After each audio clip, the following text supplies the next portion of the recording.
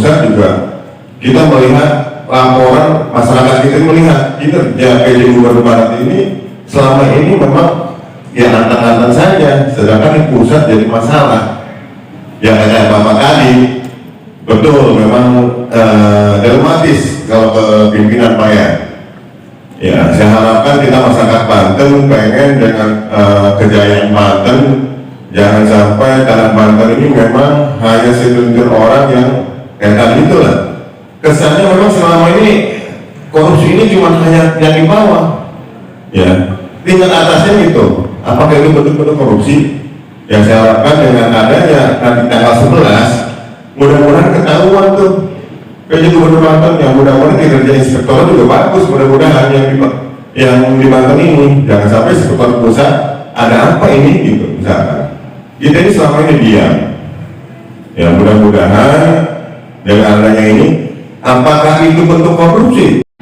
Apa yang dilakukan oleh auditor di inspektorat itu kami sangat paham sekali. Itulah memang tantangannya jadi auditor.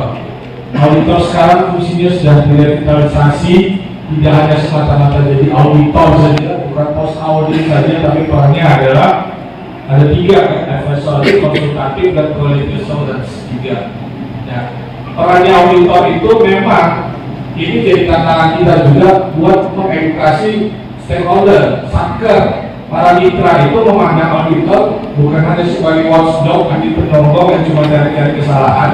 Karena saya dulu mantan auditor investigatif, paham sekali bagaimana sebenarnya auditor harus punya peran dalam advisory, jadi pendamping, jadi konsultatif kalau ada bagaimana kebimbangan misalnya dari satker, dari mitra dalam menyelenggarakan pemerintahan, itu harus mendapatkan nasihat dan rekomendasi profesional, termasuk juga sebagai penjamin mutu quality assurance agar semua program kinerja dan pelayanan publik juga harus optimal. Tantangannya kalau sudah jadi auditor, memang orang akan memandang kita menjadi orang yang sok suci, benar banget. Dan selalu pasti ada a priori di situ, ada yang menganggap. Nah inilah ujian bagi kita. Ini bukan bicara soal sebagai auditor pemerintah saja Bapak Ibu, tapi kita sebagai jadi pengawas. Jadi orang yang mengkoreksi satu sama lain, bahkan dalam kehidupan sehari-hari, ajaran agama itu katakan tawasul bisabri bil haq, nasihat menasihati itu dalam kesabaran dan kebaikan. Kita sudah ngasih nasihat dan koreksi secara sabar dan kebaikan saja, pun masih ada apa lagi orang menganggap orang sok suci, gitu ya. Bukannya kita yang orang dewasa, anak kecil saja jadi orang jujur di negeri ini. Jadi anak jujur itu sulit sekali di saat circle-nya tidak mendukung. Jadi kita mendidik diri sendiri sekaligus mendidik sekitar. Begitu banyak kejadian ya, ada anak nggak mau nyontek, malah anak itu yang dulu betul ya. Kita menjadi orang baik akan sulit sekali kalau kita tidak kuat akannya. Itulah dia tantangan buat kita. Kita jaga diri sendiri, tunjukkan bahwa kita jadi pengawas, jadi orang yang menasihati. Mulai tadi yang paling penting, paling dasar tadi. Yang internasional itu dia saya tadi. Paparan saya paling menantang dan harus jadi model adalah mulai dari diri sendiri. Jangan sampai kita jadi pengawas, galak di depan, atau pulang disalamin uang bensin kita terima. Dikasih uang Pak, ini Pak buat anak-anaknya dan pengelola ibu bapak, tapi yang buat makan siang buat bensin diterima juga, salam tempel juga. Ya, reputasi masyarakat terhadap kewibawaan kita runtuh. Saya ingat dulu pertama kali jadi ditugaskan dari auditor inspektorat BPKP, auditor investigasi BPKP masuk jadi penyelidik di KPK tahun 2005 saya masuk. Tahun 2005 periksa orang, mungkin saya masih umur 20-an gitu. Pak, pertanyaan pertama sama orang yang diperiksa, Pak, Bapak tinggal di Jakarta udah berapa lama? Saya bilang, saya baru masuk Jakarta, sebelumnya saya di daerah. Di Jakarta tinggal di mana? Semua saya ngontrak. Ucapan pertama orang yang diperiksa adalah pertama, Pak, saya punya Avanza nganggur. Dari tahun 2005 itu lagi handphone ini Avanza baru bulan 2005 tahu dia nanya, Bapak ke kantor saya masih waktu itu masih di sekitar Istana Negara, tapi saya belum punya kantor pribadi kantor sendiri, masih numpang sama Istana Negara. Orang terperiksa nanya, Bapak ke kantor naik apa? Saya naik Yayasan Bakti. Lalu periksa, Pak saya pilih apa, jangan dulu pakai saja. Jadi itulah tantangan kita jadi pemeriksa. Sampai kemudian saya ganti jabat segala macam rayuan itu ada, dan kita lah yang jaga integritas itu, jaga martabat itu. Sekali kita terima, beruntuklah kewibawaan ini. Sekali kita menolak, Pak, ini hadiah Pak, pulang Pak, ini kelas kami Pak, ini ridho Pak, uang bensin kami terima masuk buat bagi-bagi. Runtuh semua kewibawaan itu, kasih itu. Memulihkannya luar biasa. Makanya jaga reputasi, jaga kepercayaan. Ada satu peribahasa mengatakan kepercayaan itu adalah upaya seumur hidup, long life effort. Jadi kepercayaan itu dibangun dengan upaya seumur hidup. Menghancurkannya cuma butuh sedetik, mengembalikannya tak akan bisa. Gitu. Kepercayaan itu upaya terus menerus, menghancurkannya cukup satu detik saja. Menghapuskannya kepercayaan orang cukup singkat, tapi memulihkannya mau effort apapun akan luar biasa berat dan biasanya sulit untuk memulihkan. Jadi itu mengomentari Pak Musliman. Kemudian ke pertanyaannya Pak Mardiono dan Pak Maliman, pendidikan dan pencegahan. KPK dalam menyelenggarakan 3 pendekatan tadi, pendidikan dan pencegahan, itu sudah dimulai dan sedang berjalan. Sebenarnya ini berjalan sejak ketika KPK berdiri. Pendidikan itu sudah kami inisiasi sejak usia dini Pak. Makanya KPK bersama dengan Kemendikbud dan Kementerian Agama itu menyusun kurikulum anti korupsi bagi siswa dari mulai PAUD sampai siswa pendidikan perguruan tinggi. Untuk kurikulumnya namanya PAK, pendidikan anti korupsi, dibikin kurikulum, diinsert, namanya insersi kurikulum. Kalau pendidikan dasar dan menengah, PAUD dasar menengah, kurikulum pendidikan anti korupsi kan diinsert, disusip itu ke dalam pendidikan agama, pendidikan Pancasila, pendidikan kewarganegaraan gitu ya, dan PPKN masa itu sudah diinsert. Kenapa diinsert? Karena memang mata pelajaran siswa itu sebenarnya sudah banyak sekali. Yang penting dia tahu bagaimana nilai-nilai anti korupsi, nilai-nilai kejujuran. Karena kita punya sebenarnya 9 nilai integritas. Kami menyebutnya Jumat bersepeda kakak: jujur, mandiri, tanggung jawab, berani, sederhana, peduli, disiplin, adil, kerja keras. 9 nilai anti korupsi itu kami susunkan ke pendidikan anti korupsi. Sudah berjalan. Di luar itu sedang ada siswa Pak. Nanti yang dengan musim-musim itu sedang pendidikan anti korupsi secara populer. Dengan cara edutainment, kita bikin perlombaan, hiburan, yang anak kecil kita bikin pelajarannya dengan dongeng Pak. Dongeng anak jujur. Di sekolah itu sebenarnya sudah sejak lama kita bikin namanya kantin kejujuran. Tahu ya Pak, kantin kejujuran, kalau kejujuran, kantin yang gak ada yang jaga.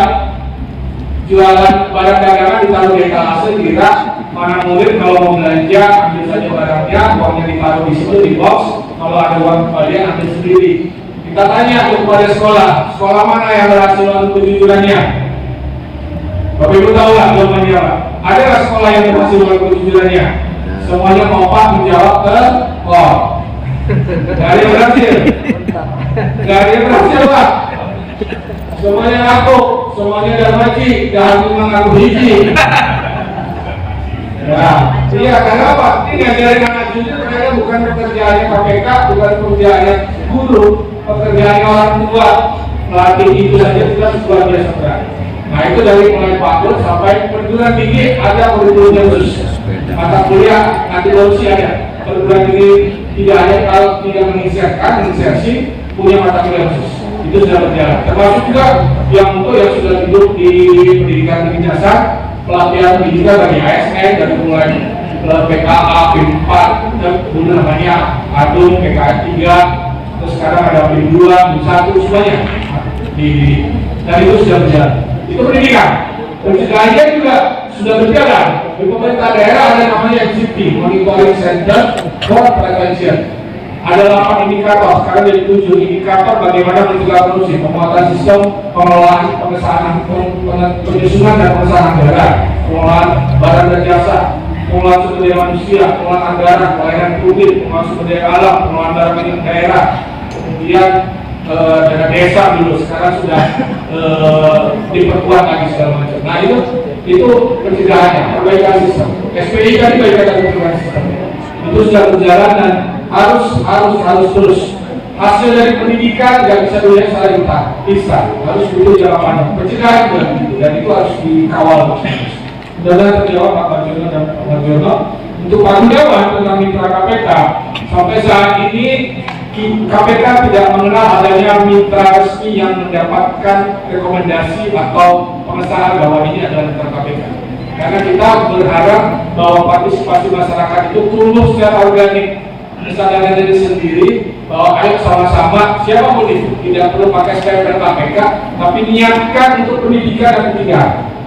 Kalau mau lebih kuat, ikut sertifikasi penyuluhan korupsi, mau dulu.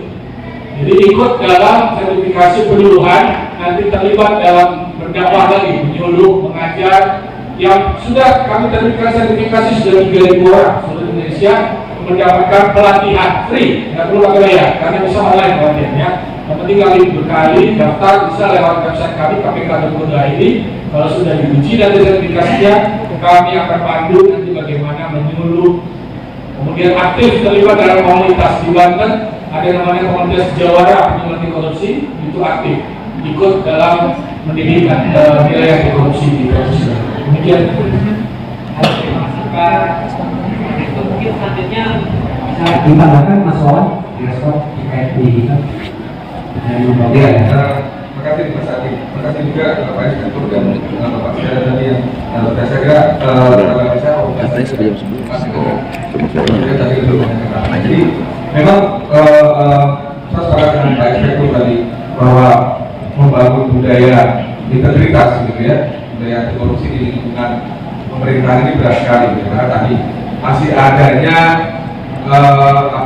ada namanya jenjang begitu di pemerintahan itu, mana lahan basah, mana lahan kering. Nah ini kan benar tanpa kita sadari alam bawah sadar kita, bahkan masyarakat jadi ikut-ikutan gitu ya. Kalau saudaranya masuk di lahan basah lah kesempatan gitu ya. Nah itu kan sebenarnya yang penting untuk di pemerintahan sendiri tadi, karena Pak Inspektur juga sudah menyebut governance gitu ya, intinya adalah transparansi, akuntabilitas, partisipasi, itulah yang penting untuk terus dikedepankan. Apalagi kalau misalnya tadi beberapa inisiatif yang datang dari KPK, misalnya NCP yang untuk pencegahan, atau yang lain ada peranan SPK yang saya kira teman-teman di inspektorat, di APIP itu juga banyak berinteraksi gitu ya.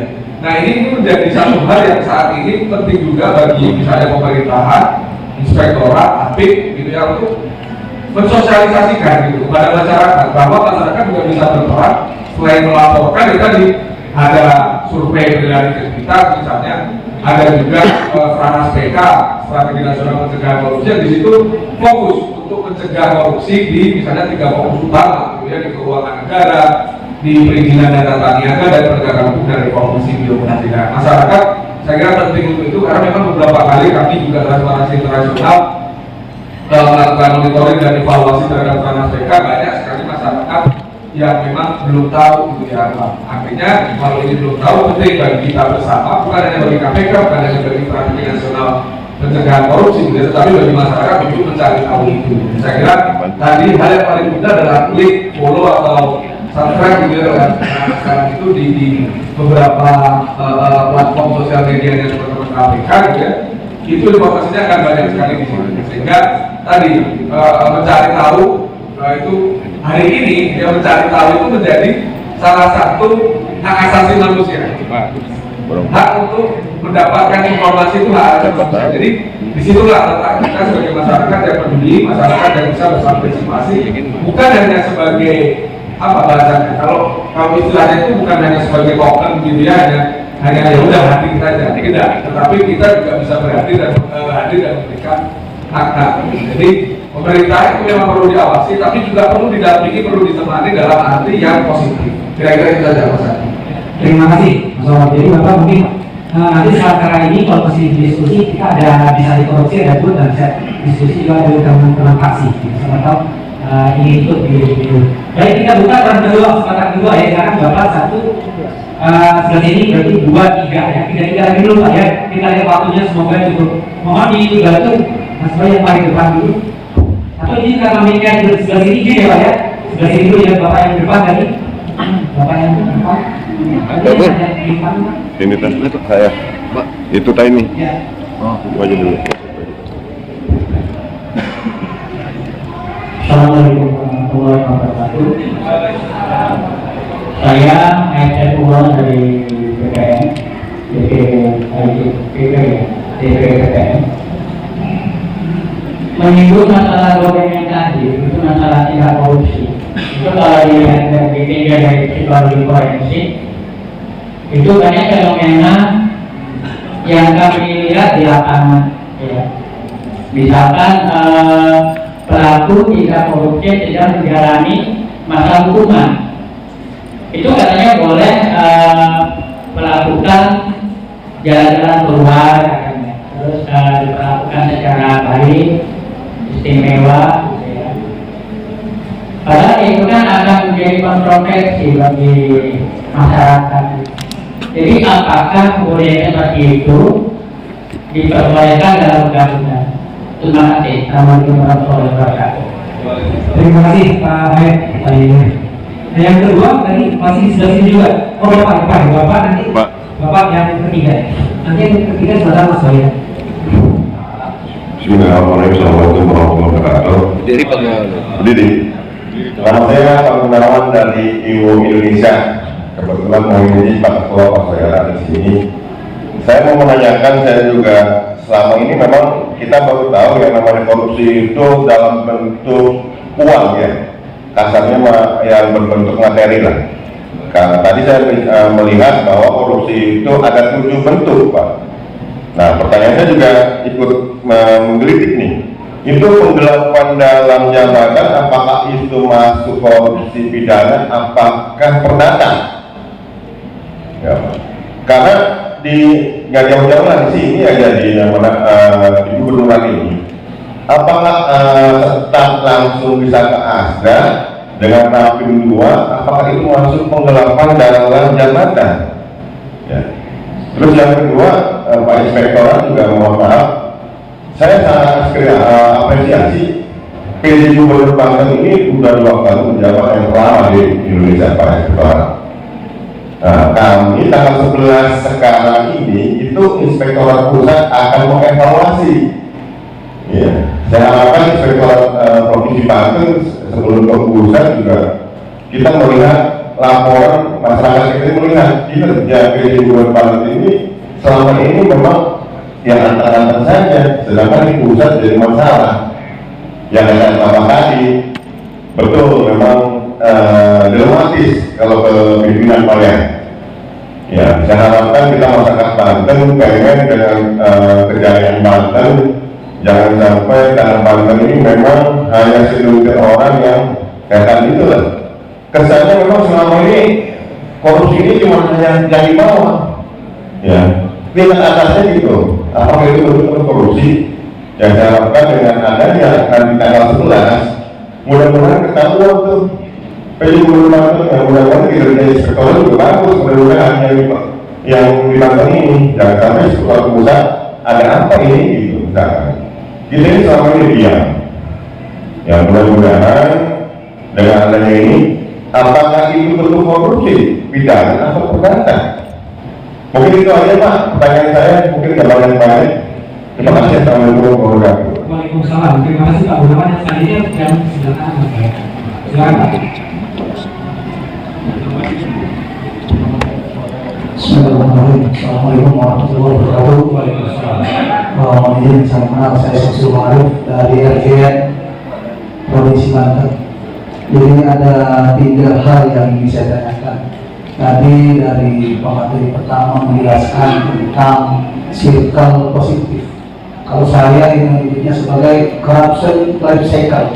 Jadi tolong kalau memang ini ada upaya pendidikan dan pencegahan, life cycle tersebut dipangkas sehingga tidak terjadi kembali korupsi estafet dari kepemimpinan sebelumnya, wakilnya naik, kemudian terjadi korupsi mengikuti sebelumnya lagi. Yang pertama. Yang kedua, terkait dengan masa hukuman antara pencuri belit dengan korupsi karena kerakusan. Kalau orang mencuri, hukumannya biasanya berapa tahun. Bahkan di penjara pun bapak belur. Sementara koruptor dengan sangat bangganya, halu dada begitu ya, dengan senyum-senyum bangganya. Dan penjara 2 tahun, BEP-nya masih banyak untungnya. Nah, tolong dari KPK ada penegasan. Yang ketiga terkait perlindungan bagi para kita sebagai whistleblower tadi ya, sebagai pelapor. Apa jaminan ketika kita melaporkan sesuatu yang memang terindikasi korupsi? Terlebih tadi Pak Inspektor menjelaskan di Tanah mentang-mentang inspektornya kurus gitu kan ya, kemudian mau bergerak saja, lu bisa apa lu? Golok lah yang kemudian. Nah ini tolong bagi kita juga teman-teman di sini NGO sebagai balancing ya dari kegiatan pemerintah yang menggunakan anggaran negara. Kita juga tentu memantau tentang bagaimana keberpihakan KPK, khususnya APH ya, para penegak hukum di tingkat kepolisian yang di awal gitu kan, terkait dengan laporan-laporan, jangan kemudian malah kita yang pelapor kemudian dikriminalisasi. Yang terakhir tadi angka penilaian apa seperti ini indeks KPK ya, kepuasan di Banten di bawah standar nasional, kurang 0,2 dari salah. Saya lihat di sini hanya kepala inspektor yang hadir. Seharusnya semua kepala dinas, tapi perlu ini dicatat bahwa KPK perlu. Iya, atau mungkin dari bidang atau bagaimana. Terima kasih. Assalamualaikum warahmatullahi wabarakatuh. Terima kasih. Mungkin satu kali kesempatan lagi Mas Bayu yang di belakang. Mungkin ini pertanyaan terakhir ya, ini memang waktu kita sudah jam 11 lewat, kita akan selanjutnya jadi. Iya betul Pak. Silakan Mas, nama dan asal. Ya, baik, assalamualaikum warahmatullahi wabarakatuh. Izin, nama saya Adi Rohani. Saya dari NGO Fatihah Banten. Ada beberapa pertanyaan yang ingin saya sampaikan. Pertama, mengenai transparansi sebagai kunci bagaimana pemberantasan korupsi. Nah, tapi menurut kami transparansi ini juga memberikan pisau bermata dua. Satu sisi memang ketika transparan, lalu akuntabilitas terjaga, gitu ya. Korupsi saya cegah. Tapi di lain sisi dengan munculnya undang-undang keterbukaan informasi yang memang saat ini sedang juga dibahas atau direvisi, ini dimanfaatkan oleh berbagai oknum, elemen, bahkan NGO, dia untuk memeras, karena di sana semakin lembaga atau instansi bahkan sekolah ya, itu transparan, maka ada peluang orang-orang yang melek keterbukaan informasi publik untuk memohon informasi, memohon transparan. Akhirnya lembaga, instansi atau sekolah tersebut ya kemudian supaya mereka tidak transparan, mereka menyelesaikannya di bawah meja. Ini yang terjadi di Provinsi Banten. Bahkan, nah, biasanya orang yang melek keterbukaan informasi publik ini dekat dengan kekuasaan, sehingga sulit juga untuk bagaimana kita menilai orang tersebut salah dalam memanfaatkan keterbukaan informasi publik. Gitu. Nah itu bagaimana kira-kira tanggapannya dari KPK atau TII ya, dan transparansi di sini Mas Mas Wawan itu dengan menyikapi hal ini. Nah yang kedua, ini soal bagaimana mungkin di dalam pencegahan KPK sendiri sudah punya sistem ya, indikator yang tadi disebutkan dalam pencegahan. Nah tapi kami masih melihat ini hubungan antara instansi dalam melakukan pengadaan barang dan jasa dengan perusahaan. Nah ini masih banyak yang tadi kayak model diskon, ada kickback, ya, pembayaran dan seterusnya masih terjadi. Walaupun dalam sistem pencegahannya contoh sudah ada e-katalog yang kemudian itu bagian dari upaya, tapi dalam kenyataannya itu masih terjadi. Karena dilema juga ketika perusahaan tidak memberikan diskon, tidak memberikan feedback dan sebagainya, dia tidak dipakai gitu ya untuk melakukan pengadaan barang dan jasa dan lain. Itu saja, terima kasih dari saya. Assalamualaikum warahmatullahi wabarakatuh. Waalaikumsalam. Terima kasih. Ada beberapa pertanyaan mungkin direspon dari Mas Awan dulu ya. Karena tadi ada pertanyaan terkait transparansi juga dan beberapa hal ini mungkin silakan Mas Awan, kemudian nanti akan dilanjutkan oleh Pak Dir. Ya, terima kasih. Saya mungkin masuk fokus ke tadi penggelapan dalam jabatan, maksudnya pidana atau perdata. Itu jelas dalam hal ini kalau kita menggunakan makna juga undang-undang tidak pidana korupsi, Pak. Jadi penggelapan dalam jabatan ini jelas-jelas ini tidak pidana, gitu ya.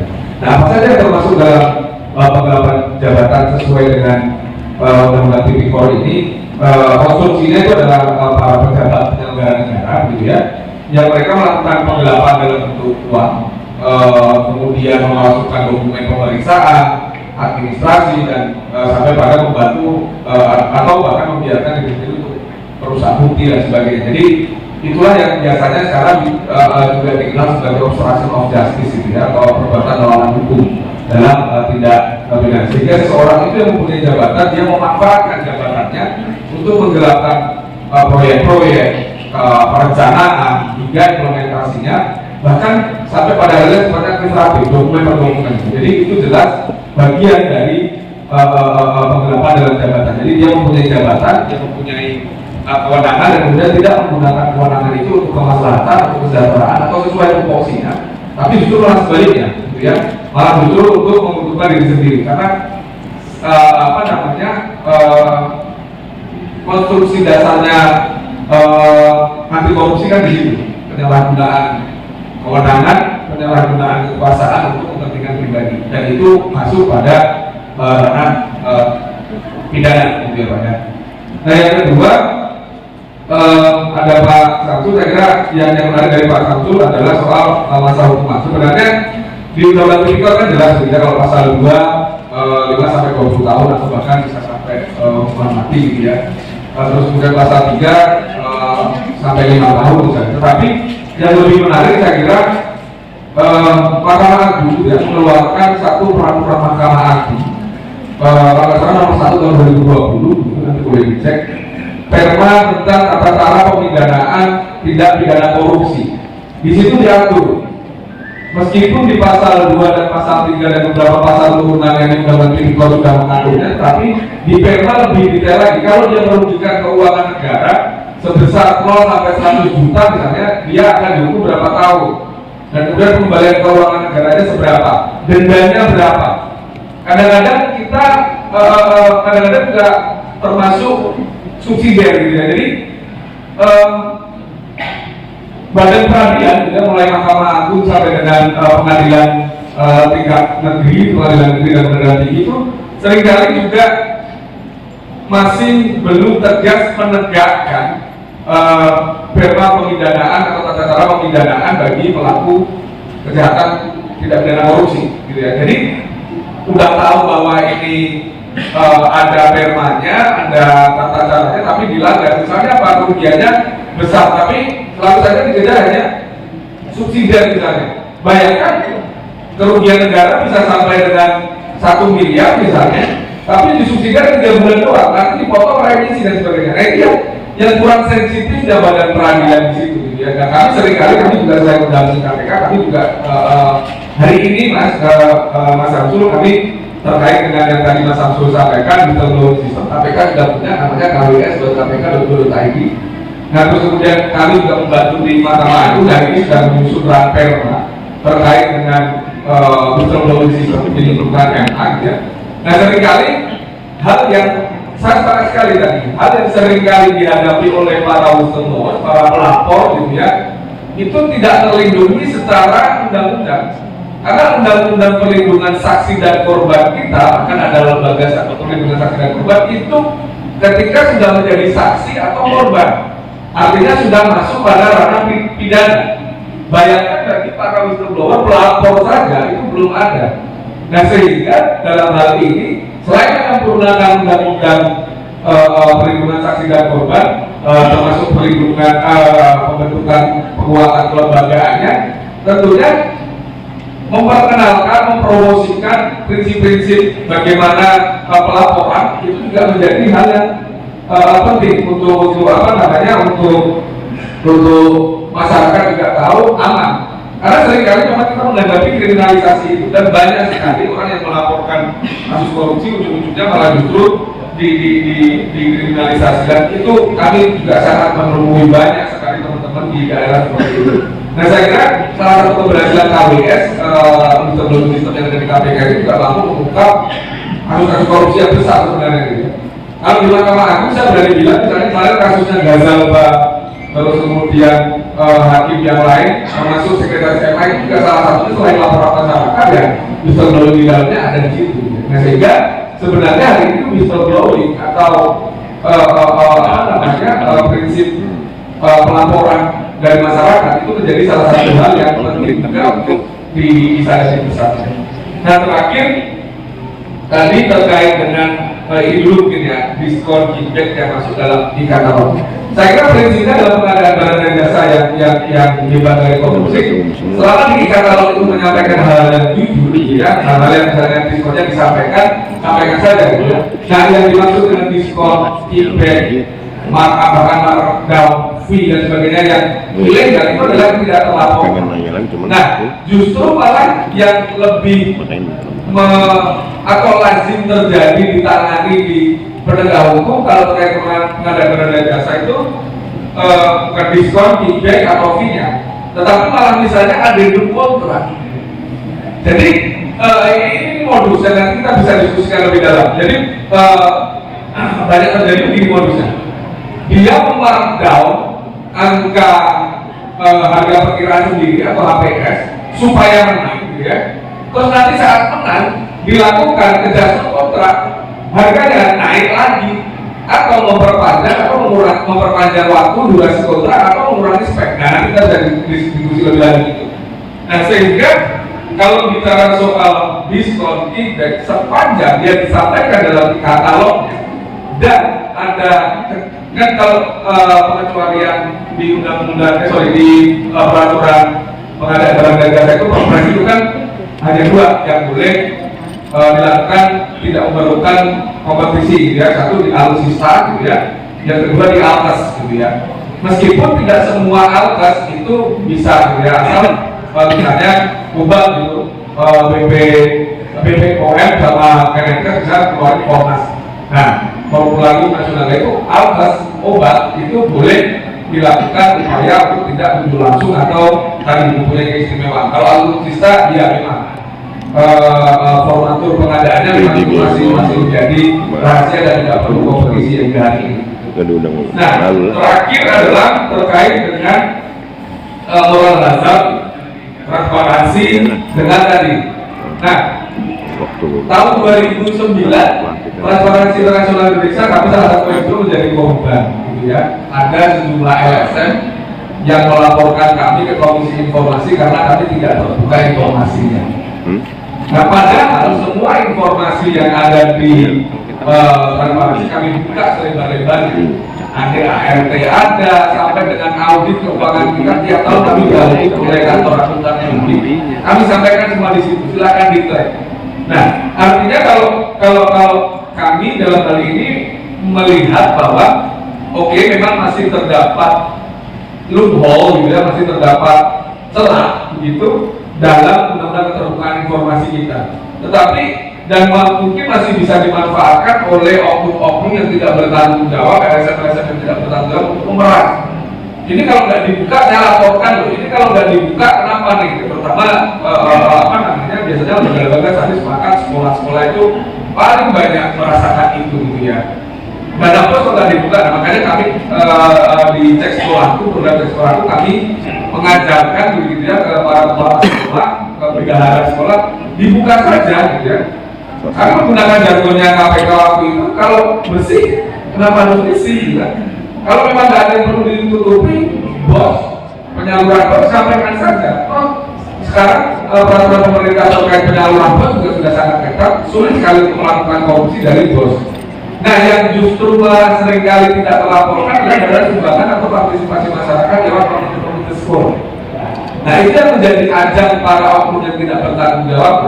Jadi sebenarnya bukan undang-undang keterbukaan informasinya yang bermasalah atau loophole-nya nggak bisa ditutup, tetapi juga balik lagi ke instansi kita, lembaga kita untuk tunduk pada undang-undang untuk membuka informasi, karena ini informasi publik.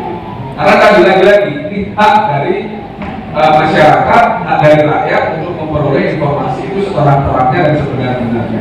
Kira-kira bisa tidak, Mas Adi? Terima kasih. Izin direspon Pak. Udah. Baik, terima kasih. Apa yang sudah dijelaskan Mas Kawan tadi tidak akan saya ulangi lagi. Tadi pertanyaan dari Pak Samsul sudah tentang masalah hukuman, akan dijawab juga pertanyaan Pak Aib tadi. Bahwa hukuman itu memang kewenangan hukuman itu saja dari mulai pendakwaan dan penuntutan ada di jasa penuntut umum, ada di KPK. Tapi pada akhirnya putusan pengadilan itulah yang menentukan putusan hakim. Dan putusan hakim ada kewenangan lain, kewenangannya lapas, kewenangannya Kumham untuk menilai bagaimana fasilitas atau keringanan dan sebagainya, pembebasan bersyarat, apa hak-hak dari warga binaan, itu juga kewenangan KPK. Tapi itu saja catatan bagi kita selalu ketika KPK bersama dengan aparat penegak hukum lain, dengan pengadilan, dengan pengelola lembaga masyarakat berpesan pada bahwa hukum itu memang harus untuk rasa keadilan, untuk keadilan masyarakat. Jangan sampai pidana yang sudah merugikan keuangan negara besar, penghukumannya keringanan jauh lebih banyak daripada kejahatan lain, kejahatan jalan dan sebagainya. Itu yang selalu kita ingatkan. Dan kemudian yang terjawab dari Pak Samsul Marif lagi tentang ini FPI tadi, apa yang kami sampaikan, kami edukasi dalam program sosialisasi dan kampanye anti korupsi ini sudah kami lakukan sejak hari Senin kemarin. Direktorat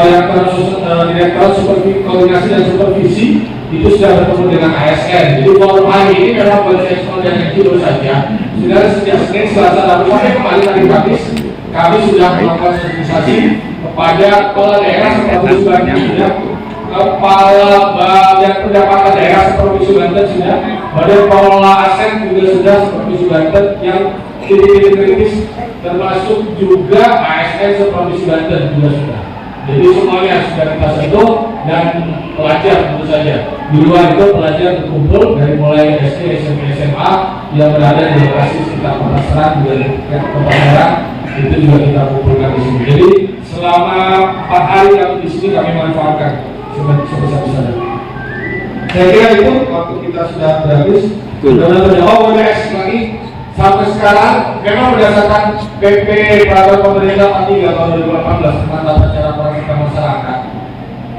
Sampai saat ini masyarakat memang diberikan kemudahan untuk melapor. Dengan syarat kan 2 saja berdasarkan PP. 1, yang melaporkan harus menyampaikan identitasnya karena nggak boleh surat kaleng. Karena bagaimanapun validasi dan verifikasi itu penting. Baik, bagaimana keamanan yang tadi saya bilang? Itu yang pertama syarat identitas. Yang kedua harus disampaikan dengan bukti pendukung. Tidak bisa dengan cuma narasi tanpa bukti pendukung. Itu berdasarkan PP. Kalau kemudian ada hak dari pelapor, tapi ada juga kewajiban dari instansi yang menerima laporan. Kewajibannya adalah setiap instansi yang menerima laporan dari masyarakat wajib menjaga kerahasiaan lapor. Sampai saat ini KPK 20 tahun belum pernah ada pelapor yang bocor. Banyak sekali kasus yang dilaporkan oleh orang dalam instansi, banyak. Hampir semua keberhasilan itu dilaporkan oleh orang dalam, tapi pelapor itu aman-aman saja, baik-baik saja. Dengan catatan, pelapor tidak membuka identitas dirinya ke depan publik. Karena begitu lapor, malah habis lapor dengan bangga. Konten juga saya baru melaporkan kecurangan di KPK, dia diserang balik. Setelah itu sangat jarang berhasil diungkap karena sudah bocor duluan gara-gara dibuka dulu. Lebih baik kedap rahasia. Saya jadi penyidik belasan tahun, lebih suka dulu saya terima laporan Pak bekerja seperti biasa, jangan bilang sama lain, bahkan jangan bilang sama istri. Kalau di perut rahasia ini nanti tunggu aja, mudah-mudahan kita berhasil. Biasanya begitu. Daripada baru lapor atau di depan dulu KPK foto besok di koran. Diserang lain kasih karena apa? Ya memang ada celah lain, yaitu tadi pidana pencemaran nama baik, apalagi undang-undang ITE gitu. Karena apa? Yaitu tidak memang dimungkinkan oleh pihak terlapor. Maka pesan kami jaga identitas, karena kalau identitasnya sudah terbuka, apa materi yang dilaporkan kerugiannya dua. Satu, pelapor bisa diserang balik. Yang kedua, penanganan kasusnya akan rusak terlalu dini. Lebih baik kerja dulu, rahasia dulu, endingnya bagus. Jadi mudah-mudahan itu terjawab. Terima kasih. Terima kasih Pak Direktur, terima kasih Mas Wawan telah memberikan pencerahan kepada kita semua. Bapak Ibu, mohon maaf karena memang waktu juga yang membatasi pertemuan kita pagi ini, tapi jangan khawatir, silakan follow semua sosial medianya KPK, semua informasi bisa ditindaklanjuti. Ada juga email juga informasi kpk.go.id, itu banyak kalau Bapak Ibu pasti ingin ada ditanyakan. Kalau tadi yang kedua sudah memberikan pantun, tidak sah KSN-nya, kalau saya tidak memberikan pantun juga gitu ya. Jadi beli ketan di warung Jamilah, ketan keduri dipilah-pilah. Awali kegiatan dengan bismillah, lalu akhiri dengan alhamdulillah. Terima kasih Bapak Ibu, mohon maaf kalau yang kurang berkenan. Kami kembalikan kepada MC dan mungkin nanti kita ada foto bersama dulu ya bareng-bareng. Terima kasih.